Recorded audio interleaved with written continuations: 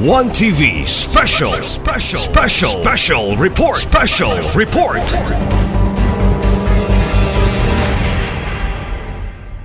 To strengthen post-harvest facilities and reduce losses among farmers, the city government acquired a property in Barangay Embargo worth 2.4 million pesos as a local counterpart for the establishment of the 20 million drying system 2 warehouse project under PhilHeck. Once completed, this facility will provide modern grain drying and storage technologies that will enhance the efficiency and profitability of our agricultural sector. Meanwhile, the City Veterinary Office continued to strengthen livestock development and food security initiatives, serving 3,657 beneficiaries through various veterinary and animal health programs. This included 1,434 livestock owners, or I would say 1,434 deworming services, 242 vitamin and mineral supplementation, 318 recipients supported under livestock dispersal programs, 51 swine artificial insemination services, and 1,612 veterinary clinical services. Collectively, these initiatives represent a total documented investment of 78.258 million in agriculture, fisheries, food security, and rural infrastructure.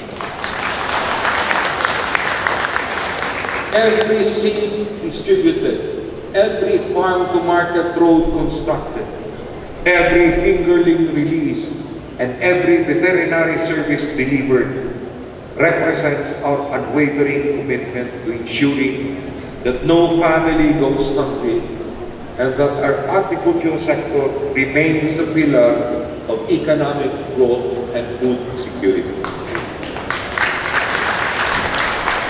For when our farmers prosper, our communities thrive. When our communities thrive, the economy grows. And when the economy grows, every Pusabichno cheers to the blessings of progress and development. The sixth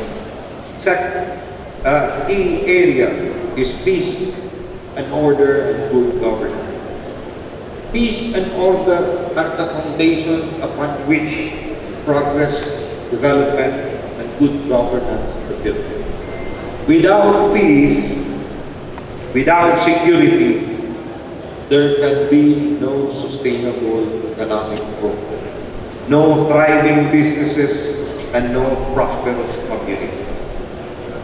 Under this administration, the city government, in partnership with our national government agencies, the DILG and the uniformed services, the PNP, the BFP, the BJMP, and the AFP, has successfully conducted Barangay Skills Enhancement Training, or the BSET program, across 38 barangays. This initiative has reached a total of 418 barangay officials, 380 members of the Lumong Tagapamayapa, and 760 barangay planners and PIPAs. Hence, equipping our frontline peacekeepers with the skills and knowledge needed to better serve and protect our communities. This administration has remained steadfast in its commitment to ensuring that every Pusanistan lives in a city that is peaceful, secure, and conducive to growth and development. From January 1 to June 25, 2026, the city of Osamis recorded a total of 157 crime incidents. This is a decrease of 5 incidents, or 3.09%, 5 incidents equivalent to 3.09% compared to the previous 162 incidents last year. Our index crime declined from 148 incidents to 144 incidents, equivalent to a 2.70% decline. Likewise, our non-index crime significantly dropped from 13 incidents to only 9 incidents, representing a 13.77% reduction. These figures affirm that our crime prevention measures are working and that our communities are becoming safer and more secure every day, made possible by the dedicated men and women of the Ozamiz City Police Station, whose professionalism, vigilance, and commitment to public service continue to uphold peace and security in our city. Through intelligence-driven operations, increased police visibility, strengthened law enforcement initiatives, and community-based law enforcement initiatives and community-based policing programs, our police forces has effectively deterred criminal activities and protected our communities from threats to public safety. Obviously, operational efficiency of our police force remains highly commendable. Out of the 157 crimes recorded during the period, as stated, Ozamiz City successfully cleared 153 cases, resulting in an impressive crime clearance efficiency of 97.45%, and solved 136 cases, translating to a strong crime solution efficiency of 86.62%.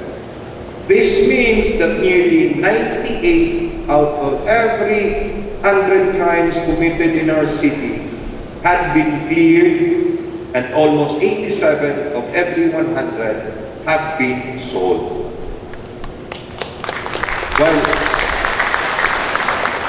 While we celebrate our gains in peace and order, our fight against illegal drugs must remain relentless and uncompromising.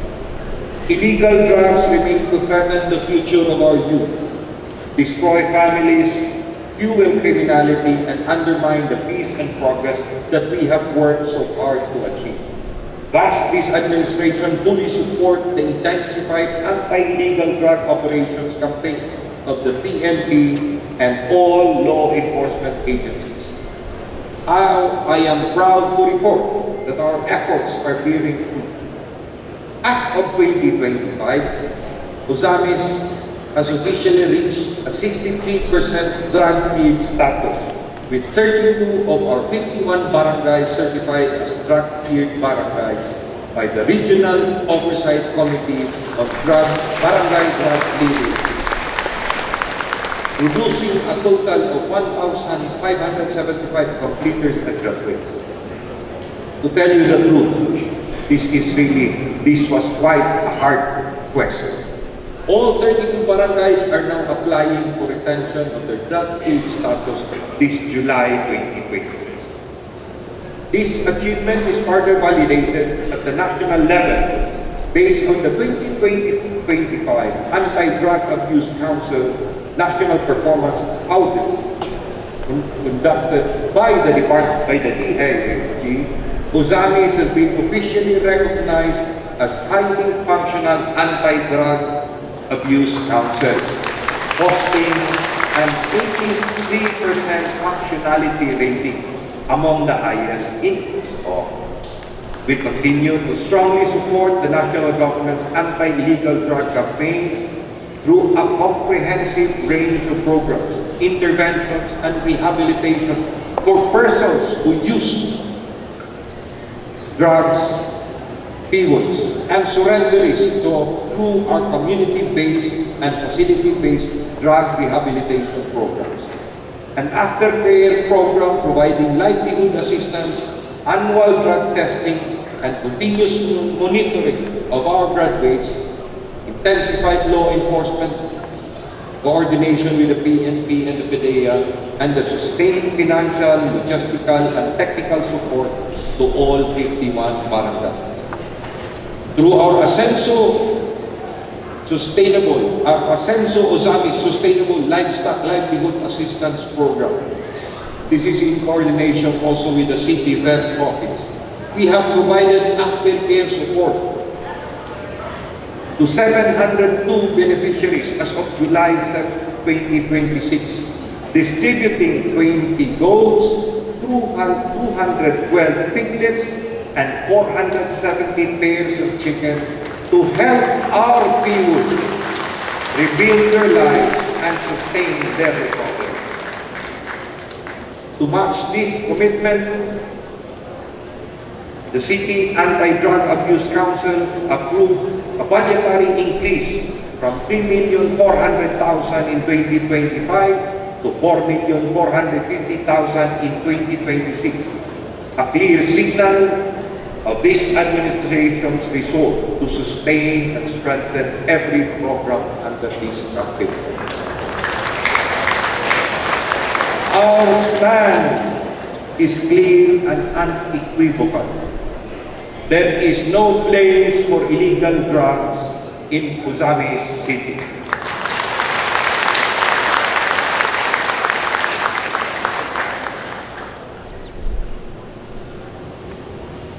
We also have strengthened the fight against online sexual abuse, exploitation, and human trafficking. As we embrace opportunities brought about by technology and digital connectivity, we must also confront the emerging threats that accompany them. Among the most alarming are online sexual abuse and exploitation of children, distribution of child sexual abuse or exploitation materials, online sex trafficking, cyber-enabled exploitation, and all forms of abuse of women and children. These crimes strike at the very heart of each and every family in our community. As your city government, we stand firm in our commitment to protect every child, every woman, and every vulnerable individual from all forms of abuse, exploitation, and trafficking. Ozamis City continues to carry the distinction of being part of the Tri-City Justice Zone, specializing in the fight against online sexual abuse or exploitation of children, DOSAE, and the child sexual abuse or exploitation materials, CSAE, together with Cagayan de Oro and Iligan. These are duly recognized by the Justice Sector Coordinating Council, composed of the Supreme Court, the Department of Justice, and the DILG. In partnership with our law enforcement agencies, educational institutions, barangays, faith-based organizations, and civil society groups, we continue to intensify our campaign against online sexual exploitation and human trafficking. Protecting our children is not solely the responsibility of the government. It is a shared duty of every parent, every teacher, every religious leader, every community, and every citizen. Because when we protect our children, we protect the future of Ozamis. As Claro M. Recto once stated, the security of the people shall be the highest goal. Guided by this enduring principle, let us remain steadfast in our commitment to uphold peace, defend justice, protect families, and preserve the rule of law. Together, let us continue building an Ozamis that is safe, secure, and progressive, where every citizen can live with dignity, every child can dream without fear, and every family can look to the future with hope. Further, beyond maintaining law and order, this administration has continuously invested in strengthening our emergency response systems and building communities capable of withstanding natural and human-induced hazards. through the services of the City Disaster Risk Reduction and Management Office, Uzami City responded to a total of 142 emergency incidents from January to June of this year. This consisted of 81 vehicular accident responses, medical transport operations, standby, non-transport, and transport care responses, 3 clearing operation, fire incidents, suicide and death incidents.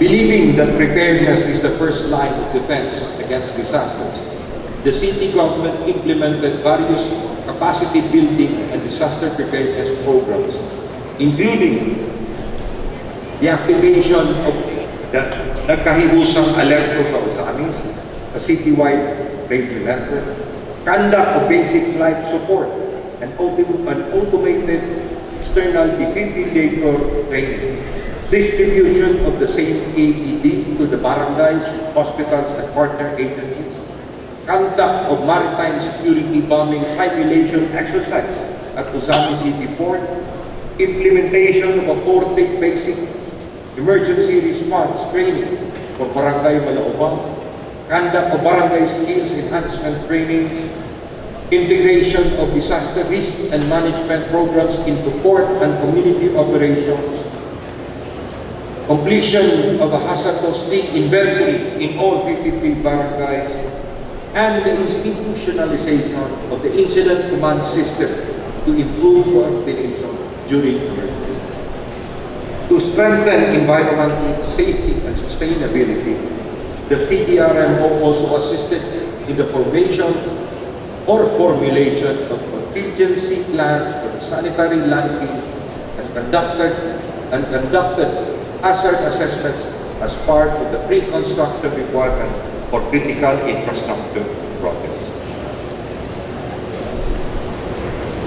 Looking forward, the city government shall continue to strengthen its CDRMO through the procurement of additional disaster response and communications equipment, acquisition of emergency response vehicles, including pick-up trucks and boom trucks, establishments of an emergency operations system center, expansion and enhancement of disaster-related infrastructure, stockpiling of emergency and non-food items, continuous capability development programs for CDRMO personnel, and creation of the Uzami City Quick Response Team.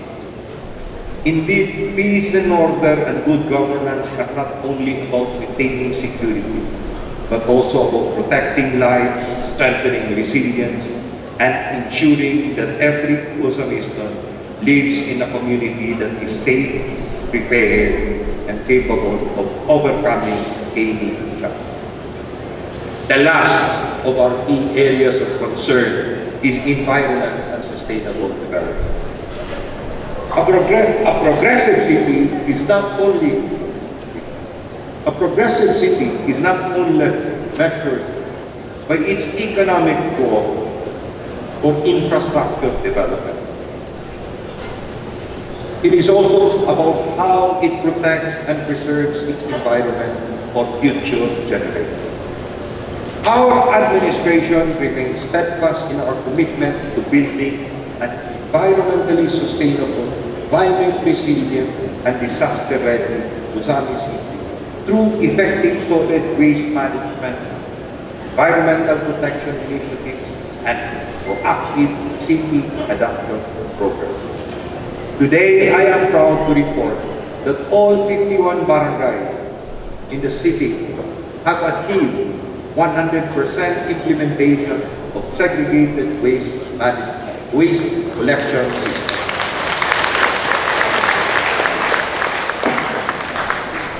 This citywide effort is supported by 6 garbage trucks, 3 dump trucks, and 43 operational materials recovery facilities. Our Solid Waste and Environment Management Office continues to implement the no segregation, no collection policy complemented the extensive information and education campaigns.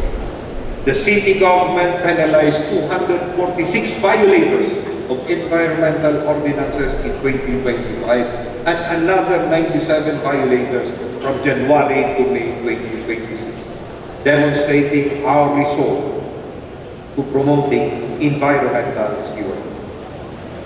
Our city intensified its environmental conservation efforts through tree planting, mangrove propagation, and rehabilitation activities. Likewise, the city government spearheaded 21 coastal, river, and community cleanup activities, mobilizing schools, civic organizations, volunteers, and barangay. As part of our climate resiliency initiatives, Ozami City processed more than 10,837 cubic meters of biodegradable waste through composting and waste diversion programs.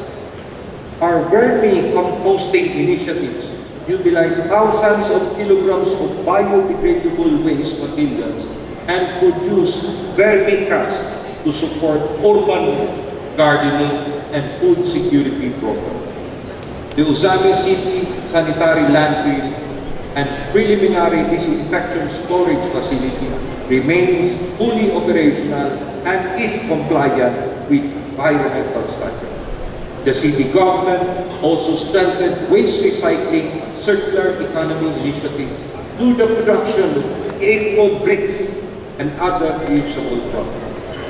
Today, we can proudly say that Ozami City is becoming a cleaner, and more climate resilient community. Together, under the Acento brand of service, we remain committed to building Ozamis that is not only productive, but is also progressive, prosperous, and environmentally responsible. Also, I might just as well add, unquestionably in this age of technology and innovation, good governance requires institutions that are efficient, transparent, and responsive to the needs of the people. Thus, our administration continues to pursue digital transformation and institutional reforms that improve public service delivery and make government more accessible, efficient, and accountable within the workplace.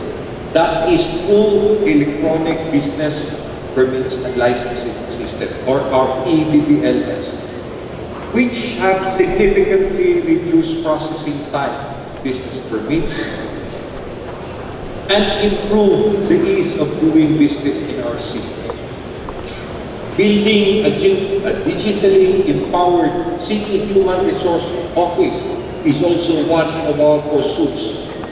And they have embarked on a transformative initiative through the development of a human resource information system, HRIS, which platform is designed to centralize, streamline, and automate key human resource management functions across the LGU. This will reduce manual processing of personal transactions by more than 70% and improving records accessibility and retrieval efficiency to up to 90%, thereby strengthening accountability and good governance in the local government.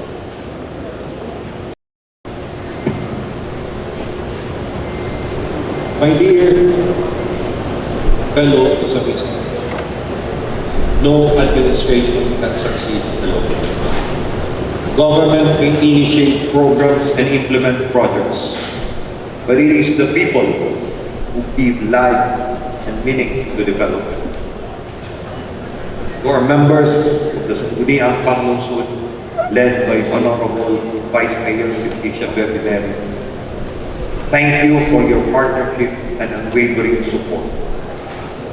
To our esteemed Governor Attorney Henry S. Momilan, to Congressman Sancho Fernando F. Waminal, and Congressman Attorney Henry Bindi Waminal, Fuentes Waminal Jr. Thank you for your steadfast leadership, invaluable support, and unwavering commitment to the continued progress of Osami City. To our department heads and government employees, thank you for your dedication and hard work. To our punong barangays, thank you for your commitment and service to your communities. To our private sector partners, civil society organizations, development partners, the academy, the clergy, thank you for your trust and collaboration. To our healthcare workers, security forces, farmers, fisher folks, youth leaders, and all frontliners, thank you for your invaluable contribution to our city's progress. And to every Osamista, thank you for your trust, your cooperation, and your continued faith in this administration. Even as we celebrate these accomplishments, there are still challenges to overcome. There are still communities to upkeep. There are still dreams to fulfill. As already stated, the future of Osamis cannot be built by government alone. It requires all of us working together with one purpose and one vision. A nation can only be great, a nation can be great only if its people are great. Indeed, the greatness of Osamis does not lie merely in our buildings or roads, our investments in our statistics. The true greatness of Osamis lies in the Osamis. Basing from that, today I can proudly declare the state of our city is strong, the economy is growing, our communities are thriving, our future is bright, and the best chapter of Osamis City's story still lies ahead of us. Let us continue with the dream. Let us continue to work. Let us continue to move forward, united in purpose, fortes in fide, and inspired by the shared vision of a brighter tomorrow. Padayon sa pagserbisyo, padayon sa pagtinabahay, padayon sa pagtiusap, padayon sa pag-asenso. Mabuhay ang dakbayan sa Osamis! Mabuhay ang Pilipinas! Maraming salamat and may God bless us.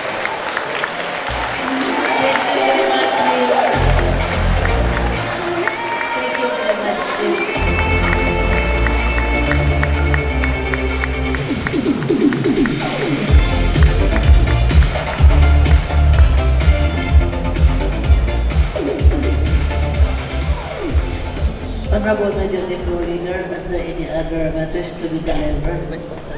There are no pending matters on my table, Honorable Presiding Officer. I now move to adjourn the session. Present motion. This special session is now adjourned. Ladies and gentlemen, and that concludes the Sangguniang Panglusod ng Osamis special session. We congratulate City Mayor Attorney Sam Norman Go Fuentes for the substantial and beautiful state of the city address. Again, Mayor, congratulations from all of us, Osamistas and Visamistas. Also, we are grateful for the presence of everyone, especially in the presence of our hard-working governor, Henry Civilio Mominal, and the second district representative, Congressman Sancho Fernando and the Fuentes Mominal, and the better half of our city mayor, regional director, Dr. Ruth Legaspi Fuentes, and to one and all, we stand today as witness of the first State of the City address of Mayor Attorney Sam Norman G. Fuentes. And now let's proceed to our final opportunity. We invite Mayor Attorney Sam Norman G. Fuentes with Governor Henry Sevilla Wamina and Congressman Sancho Fernando Ano Fuentes Wamina.